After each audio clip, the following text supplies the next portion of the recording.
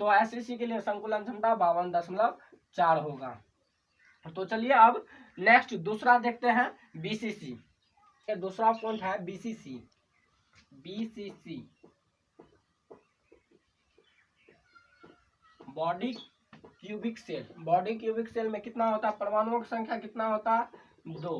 परमाणुओं की संख्या होता है 2।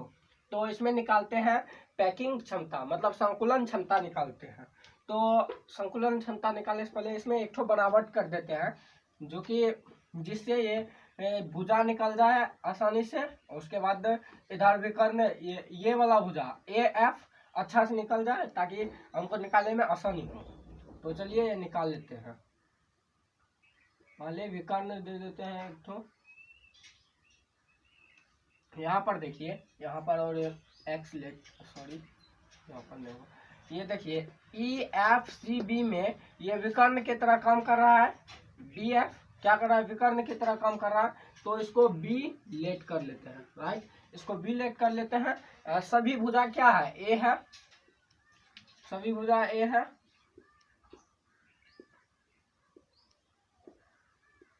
सभी भुजा A है और त्रिज्या यहाँ पर R मान लिए हैं।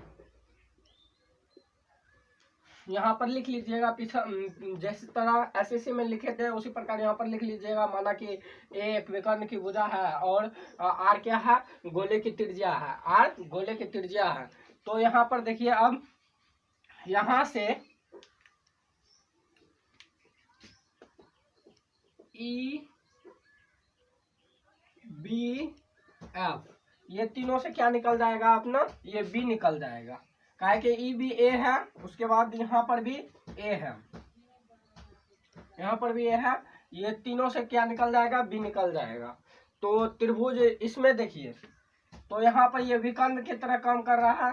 तो त्रिभुज त्रिभुज FEB में, त्रिभुज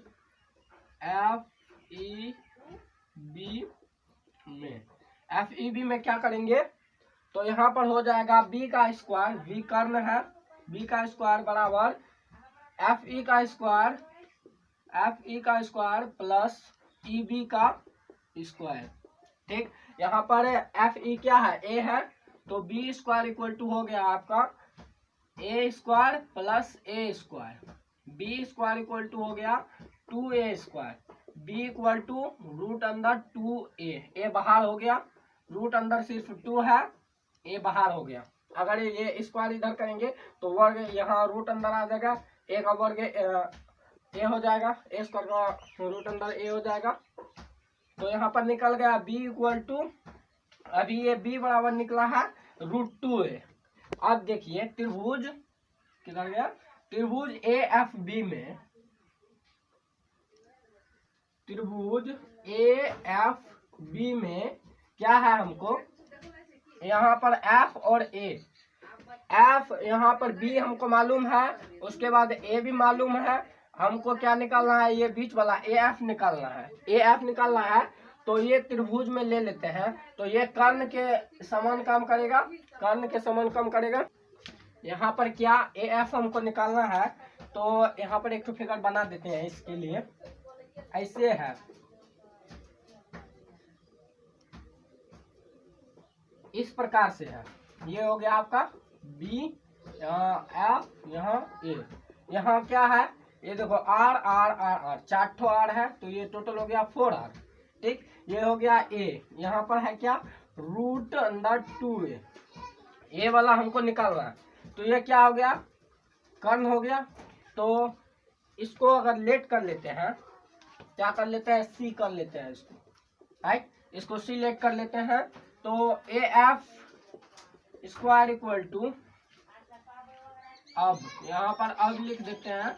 उसके बाद AF square equal to AB square plus BF square, AB square plus BF square. यहाँ से आ गया। अब देखिए AF स्क्वायर बराबर कितना है, C। चूंकि AF square equal to C square equal to 4R का स्क्वायर, ये ले सकते हैं। इक्वल टू हो गया आपका A स्क्वायर, A स्क्वायर हो गया, AB हो गया आपका A, BF हो गया कितना, प्लस रूट 2a, इसका स्क्वायर लेना है हमको।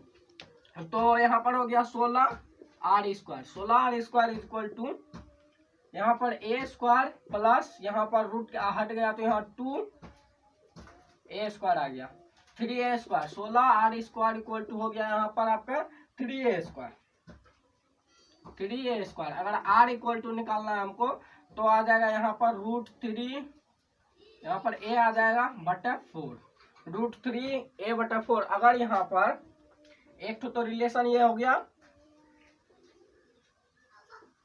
त्रिज्या और घन की भुजा में, दूसरा रिलेशन क्या हो सकता है, अगर यहाँ से a इक्वल टू निकालेंगे तो आ जाएगा यहाँ पर 4/√3r, 4/√3r हो जाएगा आपका। अब यहाँ पर त्रिज्या और भुजा में संबंध निकल गया, त्रिज्या भुजा में संबंध निकल गया है। अब हमको निकालना क्या है, संकुलन क्षमता निकालना है।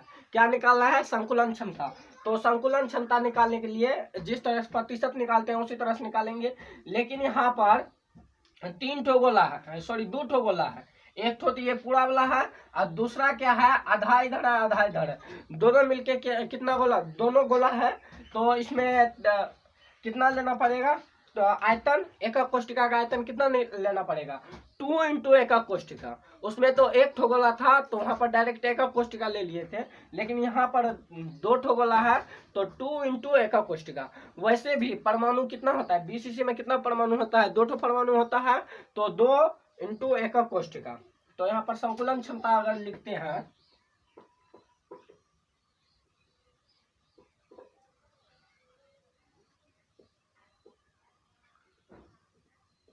संकुलन क्षमता इक्वल टू, तो यहाँ पर हो जाएगा क्या आपका 2 × एकक कोष्टिका का आयतन, टीका का आयतन, आयतन बटे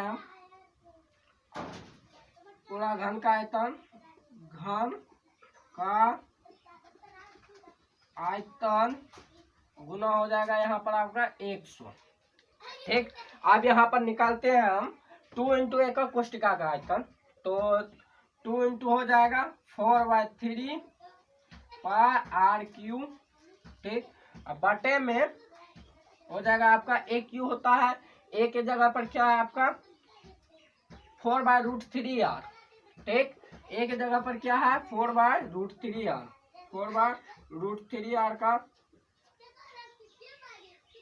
क्यूब, ये कर देते हैं तो यहाँ पर आपका निकल जाएगा, देखिए निकालते हैं कितना, 4 दूनी 8 बटे 3 πr³ बटे 16 चौके 64, 4 चौके 16 चौके 64,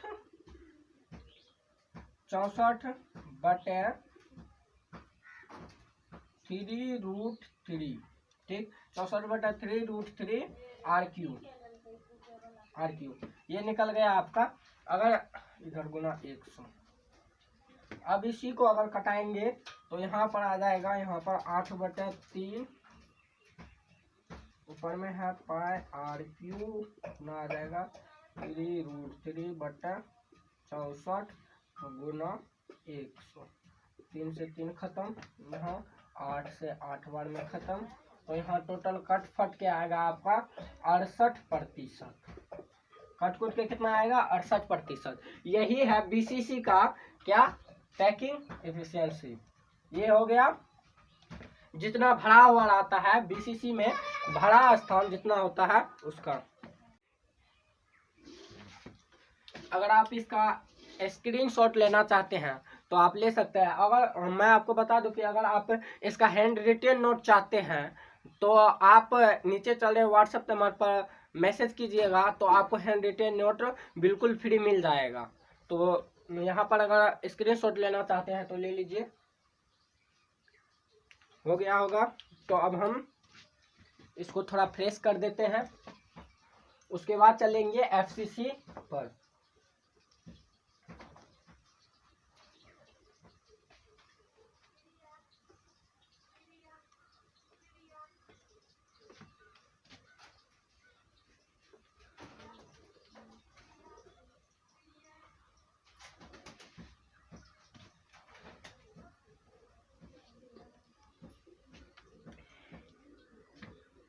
इसके बाद आ जाता है आपका FCC। FCC फलक केंद्रित एकक कोष्ठिका। फलक केंद्रित एकक कोष्ठिका में परमाणुओं की संख्या कितना होता है? 4। तो अब इसका फिगर बना लेते हैं थोड़ा सा।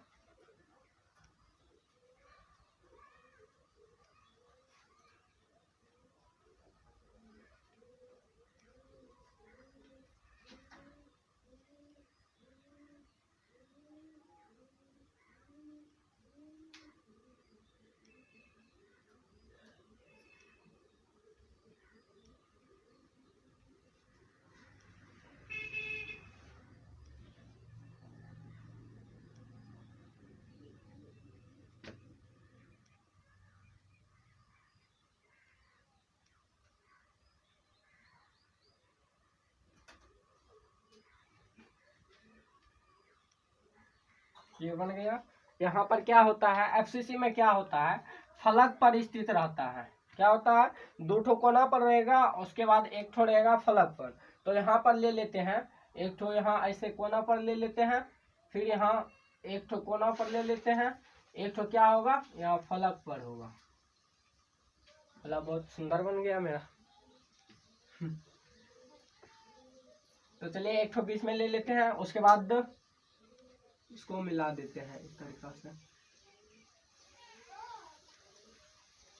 मिला दिए हैं। तो अब पहले इसका नेमिंग कर लेते हैं।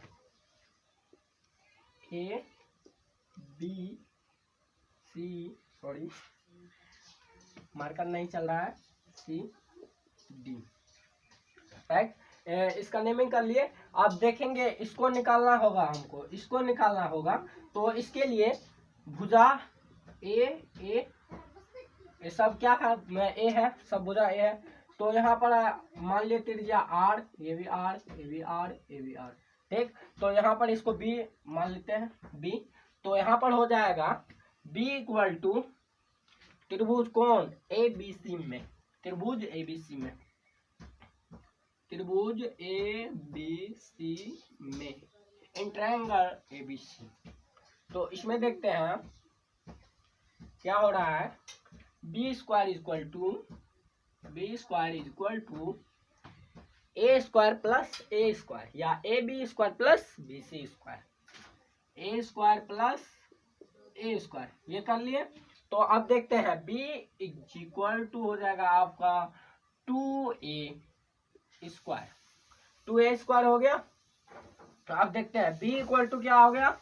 B इक्वल टू रूट अंदर 2A, रूट यहाँ पर रूट 2A। तब यहाँ पर B इक्वल टू कितना है? 4R। यहाँ से R निकला, R चारों R जुड़ जाएगा, कितना हो जाएगा? 4R। B इक्वल टू, चूंकि B इक्वल टू 4R हो गया, इसीलिए 4R equal to root 2A, right. तब R इक्वल टू हो जाएगा आपका रूट 2/4A। अब यहां से जाएगा A इक्वल टू निकाल लेना है हमको। A इक्वल टू क्या निकलेगा?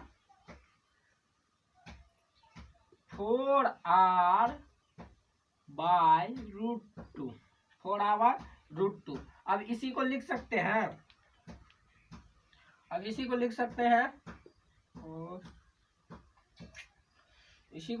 हैं क्या? A equal to 2√2R।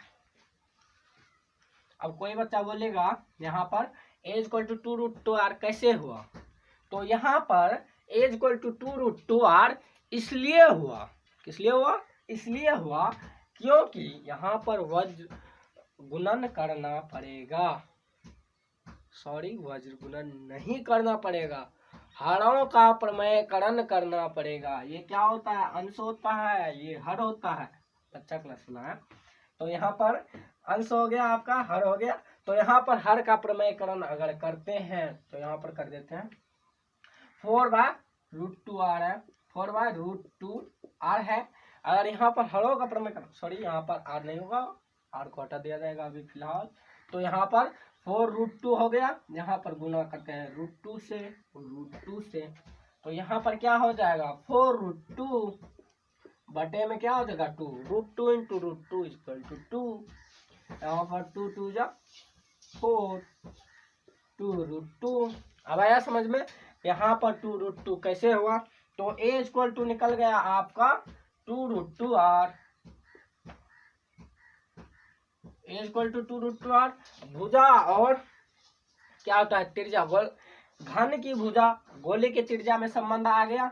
अब यहाँ पर देखेंगे क्या होता है, अब इसका संकुलन क्षमता निकालेंगे। ये सब कुछ कर दिए, अब क्या करना होगा, सिर्फ हमको संकुलन क्षमता निकालना होगा। सब कुछ कर देते हैं, लास्ट में क्या होता है मिला जुला के बस बात बराबर। तो अब यहाँ पर संकुलन क्षमता निकाल देते हैं, तो संकुलन क्षमता इक्वल टू लिखेंगे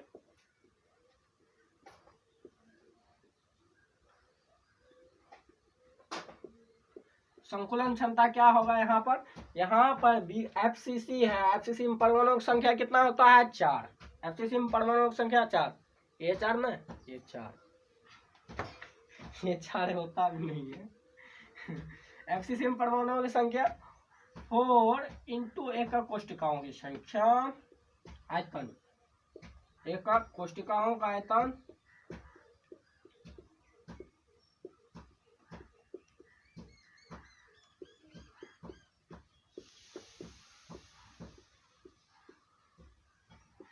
बटा घन का आयतन।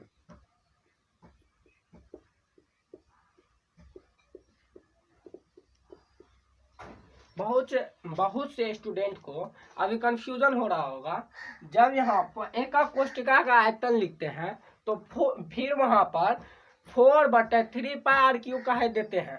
ये कंफ्यूजन बहुत स्टूडेंट को होगा, क्योंकि यहाँ पर एकक कोष्टिका का बात हो रहा है। तो यहाँ पर एकक कोष्टिका क्या है, आपका गोला है एक, यहाँ पर एकक कोष्टिका क्या है, गोला है, इसीलिए गोले का आयतन क्या होता है 4/3πr³। इसलिए हम लोग क्या लेते हैं, एकक कोष्टिका के आयतन में 4/√3πr³। समझे, अब 4/3πr³ लेते। अब यहाँ पर देखिए क्या करते हैं, जादू करते हैं। अब यहाँ पर जिस तरह SCC और BCC में किए जादू, उसी प्रकार इसमें करेंगे जादू। यहाँ बहुत ही डिफिकल्ट होने वाला है, कुछ डिफिकल्ट होने वाला नहीं, बिल्कुल आसान होगा। उसी के तरह यहाँ पर भी आसान करेंगे। तो चलिए यहाँ पर दे देते हैं 4 गुना एकक कोष्टिका का आयतन 4/3πr³, और कुछ 4/3πr³, तभी हम √3 बोल दिए थे, सॉरी 4/3πr³ होगा। उसके बाद यहाँ पर घन का आयतन हमको देना है, क्या देना है, घन का आयतन किधर से लाएंगे, यहाँ से लाएंगे, एक क्यू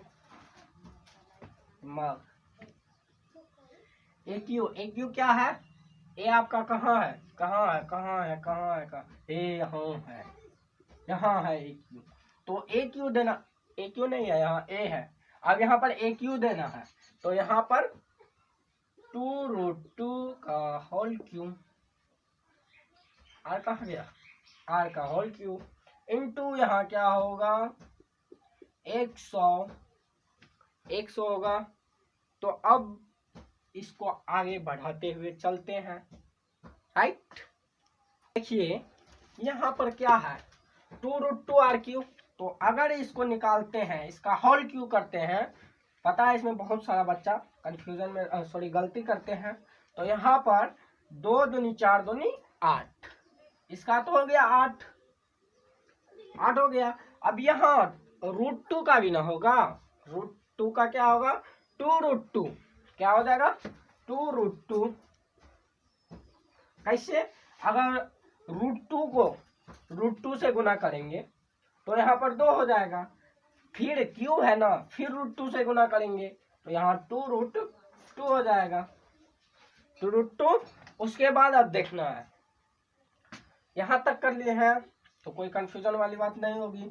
तो यहाँ पर अब आगे करते हैं, आगे क्या है 4 चौके 16, सॉरी यहाँ पर हो जाएगा आपका 16/3πr³ हो गया। उसके बाद यहाँ आ जाता है 16√2r³। यहाँ ये मिलके क्या होगा 16√2। यहाँ r³ तो छोड़ेंगे नहीं, इसको तो साथ लेके चलेंगे। और अभी 100 छोड़ देते, ये 100 बार बार छूट जाता है। तो यहाँ पर हो जाएगा आपका क्या हो जाएगा 16/3 पाई r³ जो दे दिए। अब यहाँ गुना कर दीजिए। अगर इसको ऐसे देते हैं तो ये ऊपर जाएगा, तो 1/, ऐसे होगा 16, ऐसे होगा, ऐसे होगा और ऐसे हो जाएगा, राइट। यहाँ पर स्क्वायर कौन दे दिया रे, और क्यों दे दिया, सही है। यहाँ पर r³ खत्म, 16 से 16 खत्म। अब यहाँ पर देखते हैं π/3√2। √2 का वैल्यू 1.414 समथिंग, इसी के लगभग। तो यहाँ पर दे देते हैं 3.14, राइट। यहाँ पर 3 × 1.41 अप्रोक्सीमेट 74% निकल गया आपका आंसर, 74%।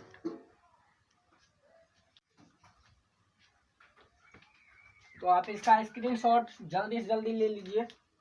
उसके बाद चलते हैं, आप एक बार समराइज कर लेते हैं आज कितना हुआ इस क्लास में, इस वीडियो में कितना क्लास किए और क्या सब पढ़े नहीं पढ़े, उसके बारे में अभी देख लेते हैं। चलिए, तो इसको अब मैं रफ कर देता हूँ, स्क्रीनशॉट ले लीजिए। अब इसको रफ कर देता हूँ।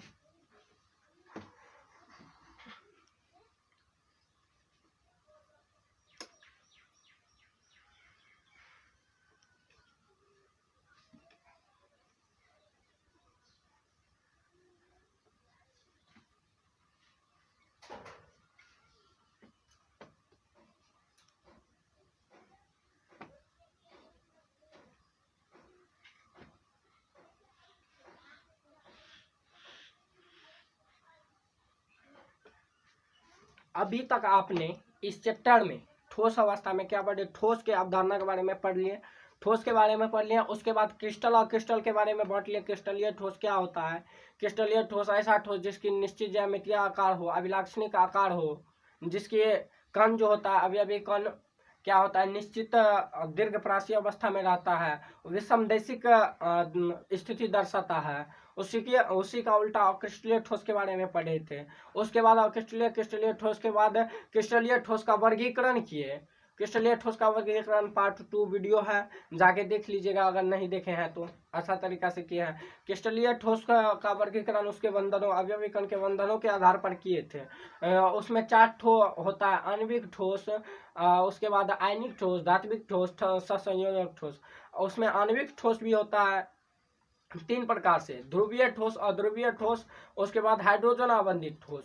इस सब के बारे में अच्छा तरीका से देख लिए थे। और आज हम लोग क्या पढ़े, आज पढ़े हम लोग एकक कोष्टिका एवं जालक एकक जालक एवं एकक कोष्टिका, एकक जालक एवं एकक कोष्टिका के बारे में पढ़े। उसमें क्या पढ़े, उसके बाद कितने प्रकार के एकक कोष्टिका संभव होते हैं, जब अवयवी कण आयन या अणुपरमाणु को जब किसी रेखा के थ्रू मिलाते हैं, उससे जिस जालक की रचना होती है उसे क्या कहते हैं, एकक कोष्टिका कहते हैं। उसके बाद देखें एकक कोष्टिका के बाद पहले जालक देखें, जालक कोष्टिका। उसके बाद जालक में, त्रिविमीय जालक में कितना एकक कोष्टिका होता है वो देखें, 14 प्रकार का एकक कोष्टिका होता है, उसको देख लिया। उसके बाद 3 प्रकार का विशेष एकक कोष्टिका, जैसे आध एकक कोष्टिका, अंतः केंद्रित एकक कोष्टिका, फलक केंद्रित एकक कोष्टिका के बारे में देखें। तो आध एकक कोष्टिका में परमाणुओं की संख्या कितना होता था, 1। उसके बाद देखें अंतः केंद्रित एकक कोष्टिका में परमाणु संख्या 2 होता है। उसके बाद फलक केंद्रित एकक कोष्टिका में कितना 4 होता है। इसके बारे में अच्छा से किया। उसके बाद निबिड़ संकुलित संरचना, एक विमा में निबिड़ संकुलित संरचना किए। उसके बाद एक विमा में निबिड़ संकुलित संरचना करके उसके बाद द्विविमा में निबिड़ संकुलित संरचना किए। द्विविमा निबिड़ संकुलित में 2 प्रकार से होता है। पहला ए प्रकार से होता है, दूसरा ए बी प्रकार से। ये दोनों के बारे में हमने देख लिया। और तीसरा में क्या किया, त्रिविमीय जालक देखिए। त्रिविमीय क्या कोष्टिका में निबिड़ संकुलित संरचना। त्रिविमीय में क्या देखें, अष्टफलकीय चतुष्फलकीय देखें, अष्टफलकीय और चतुष्फलकीय। उसके बाद देखें पैकिंग क्षमता। पैकिंग क्षमता यानी कि उसमें कितना पैकिंग है, उसमें कितना वाइड है। तो यहाँ पर पहले एससीसी में क्या देखे थे, एससीसी में 52.4, ठीक, कितना था, पैक था। इसमें से आप 100 में से कितना घटा दीजिए, 47.6, क्या हो जाएगा आपका, खाली हो जाएगा। इतना क्या है, पैक है। इतना क्या है, वाइड है, मतलब इतना रिक्तियां है, इतना भरा हुआ है, इतना क्या है, रिक्तियां है। उसके बाद देखें अपने लोग बीसीसी में, इसी में बीसीसी में क्या देखें, 68% क्या होता है, भरा हुआ आता है। और दूसरा देखें खाली कितना होता है, वाइड कितना होता है, इसमें तो 32% क्या होगा, खाली होगा। उसके बाद देखें तीसरा देखें एफसीसी में देखें क्या होता है, 74% भरा हुआ रहता है, 74% फुलफिल रहता है। और कितना खाली कितना होता है, इसमें 26% क्या होता है, खाली होता है। ये सब देख लिए, ये सब थोड़ा ध्यान में रखिएगा। अब इस चैप्टर का थोड़ा लास्ट पड़ाव चल रहा है। यहाँ पर डिफेक्ट सब दिया गया है, दोष सब, जो कि आप एक बार एनसीईआरटी बुक में जाके पढ़ लीजिएगा तो एक आसानी से क्लियर हो जाएगा। उसके बाद विद्युत चालकता दिया गया है। विद्युत चालकता के परस्पर आप लोग जानते होंगे, 10 क्लास में पढ़े होंगे कि चालकता बैंड होता है, संयोजकता बैंड होता है। जब चालकता बैंड से संयोजकता बैंड में इलेक्ट्रॉन गति करके पहुँच जाता है तो वो चालक माना जाता है, नहीं पहुँच पाता है तो क्या होता है, अचालक माना जाता है। जैसे देखिए एक होता है चालकता बैंड, ये होता है चालकता बैंड। उसके बाद इधर हो गया आपका संयोजकता बैंड।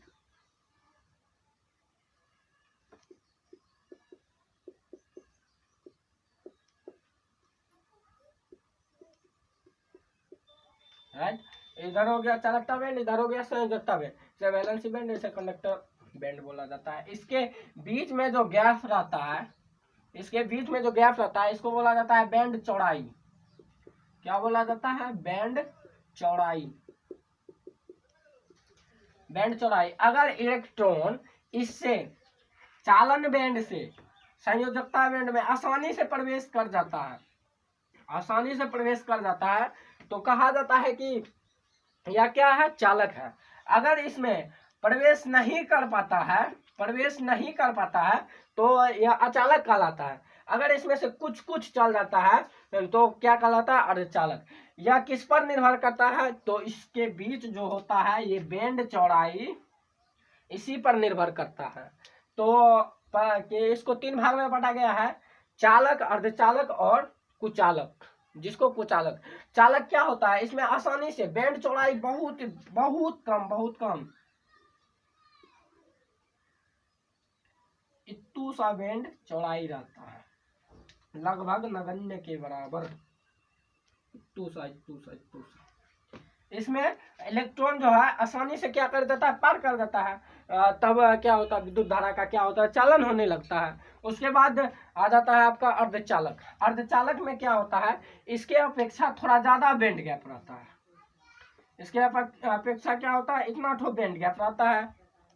इसमें भी कुछ इलेक्ट्रॉन पार कर जाता है, कुछ नहीं कर पाता है। तो इसमें भी इसके अपेक्षा थोड़ा कम विद्युत का चालन होता है। और ये जो है अर्धचालक बाबा में इतना ज्यादा ना बैंड गैप रहता है ना ज्यादा बैंड गैप रहता है ना, इसमें इलेक्ट्रॉन तो क्या कुछ भी नहीं जा पाएगा। इलेक्ट्रॉन इसमें नहीं गति कर पाता है, जिसके कारण इसमें नहीं विद्युत धारा का प्रवाह नहीं होता है। तो ये देख लिए चालकता के आधार पर। बैंड चौड़ाई ये हो गया। बैंड के आधार पर चालक और चालक को वर्गीकृत करें। उसके बाद एक तो आता है प्रतिरोधकता के आधार पर, ठीक, प्रतिरोधकता के आधार पर, और आता है चालकता प्रास के आधार पर। चालकता प्रास के आधार पर वहां पर जाके पढ़ लीजिएगा, 10⁻⁻20 से 10⁻−10 के बीच रहेगा चालकता प्रास, तो वह कुचालक होगा। 6 से 10⁻⁻4 के बीच रहता है तो वह अर्धचालक कहलाता है। अगर जब 10⁻4 से 10⁻7 के बीच चालकता प्रास रहता है किसी भी इलेक्ट्रिक परिपथ का, किसी भी परिपथ का अगर इतना रहता है चालकता प्रास तो वह चालक के भांति कार्य करता है। इसी प्रकार प्रतिरोधकता प्रास पर दिया गया है। आप देख लीजिएगा, एक बार पढ़ लीजिएगा, आसानी से क्लियर हो जाएगा। अब आता है दोष। दोष क्या होता है? किसी भी कोई भी चीज पूर्ण रूप नहीं होता है, पूर्ण रूप से वह पूरा नहीं हो सकता है। चाहे कोई भी चीज हो, पूर्ण रूप से पूरा नहीं हो सकता, उसमें कुछ ना कुछ डिफेक्ट पाया जाता है, डिमेरिट पाया जाता है, पाया ही जाएगा। देखा जाता है बहुत से चीज पूरा नहीं होता है, उसमें कुछ ना कुछ डिफेक्ट पाया जाता है। उसी प्रकार से ठोस में भी है, ठोस में पूरा कंप्लीट नहीं रहता है, उसमें भी कुछ दोष पाया जाता है। या उसमें वॉइड जो रहता है अवयवी कण, उसमें अव्यवस्था के कारण कुछ दोष देखने को मिलता है। तो कुछ त्रिविम या जालक का जो निर्माण करता है, उस जालक के जालक के अव्यवस्था के कारण दोष देखने को मिलता है। जब बिंदु के द्वारा दोष देखने को मिलता है ना, जब अवयवी कण हटता है उसके कारण जब दोष देखने को मिलता है तो उसको कहा जाता है क्या? बिंदु दोष, राइट, उसको बिंदु दोष कहा जाता है। दूसरा होता है क्या? रेखा के कारण जो दोष देखने को मिलता है, जैसे ये जालक रेखा है,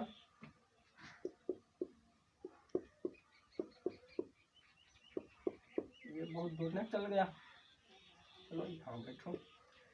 ये हो गया बिंदु, इसके कारण जब दोष देखने को मिलेगा तो इसको बिंदु दोष कहा जाएगा। जब इस जालक के रेखा के कारण जब कोई दोष देखने को मिलेगा उसे रेखीय दोष कहा जाएगा। तो इसमें रेखा दोष, बिंदु दोष को 3 भाग में बांटा गया है। बिंदु दोष को 3 भाग में बांटा गया है, स्टैक्योमेट्री दोष, नॉन स्टैक्योमेट्री दोष, धातु अशुद्धता दोष। ठीक, अशुद्धता दोष 3 भागों में बांटा गया है, जिसमें स्टैक्योमेट्री को भी 3 भागों में बांटा गया है, 4 भागों में बांटा गया है। पहला है फ्रेंकल अंतरकाशीय शॉर्ट की, 3 भागों में बांटा गया है, 3 भाग में बांटा गया है, फ्रेंकल अंतरकाशीय और शॉर्ट की। ये सब दोष जाके आप लोग पढ़ लीजिएगा अच्छा तरीका से, ये चैप्टर मक्खन हो जाएगा।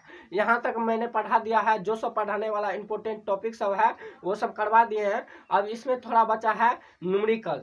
न्यूमेरिकल जो कि घनत्व का सूत्र होता है, क्या होता है? D = ZM बटे AQNA,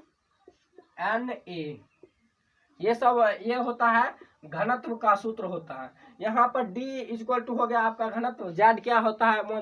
वह क्या है? BCC FCC है, परमाणुओं की संख्या होता है। अगर FCC होगा तो परमाणुओं की संख्या 4 होगा, BCC होगा तो 2 होगा, SCC होगा तो 1 होगा। यहाँ M क्या हो गया? आपका द्रव्यमान, वहां पर दिया हुआ रहेगा द्रव्यमान। AQ क्या हो गया? घन की मतलब आयतन भी बोल सकते हैं या घन की भुजा भी बोल सकते हैं। AQ तो डायरेक्ट आयतन हो गया, अगर A के बारे में बोले तो उसका भुजा हो गया। Na हो गया एवोगाड्रो नंबर। क्या होता है? एवोगाड्रो नंबर होता है Na, जिसका वैल्यूज होता है 6.022 × 10⁻23 एटम्स होता है, इतना होता है एवोगाड्रो का मान। तो यहाँ तक पढ़ा दिए हैं। अब एक क्लास चलेगा किसका? तो न्यूमेरिकल का एक क्लास न्यूमेरिकल होगा। उसके बाद पहला चैप्टर पूरा तरह से क्रिस्टल क्लियर हो जाएगा। तो अभी तक आपने इस चैनल को सब्सक्राइब नहीं किए हैं तो प्लीज़ कर लीजिए और बेल आइकन को दबा लीजिए, नोटिफिकेशन को ऑन कर लीजिए, ताकि जो भी वीडियो मैं अपलोड करूं आप तक पहुंचे और आप उस वीडियो का फ़ायदा उठाएं। तो अब इस वीडियो को यहीं पर कंप्लीट करते हैं, वीडियो थोड़ा लंबा हो गया है। तो चलिए, थैंक्स फॉर वॉचिंग, मिलते हैं अगले वीडियो में। जय हिंद।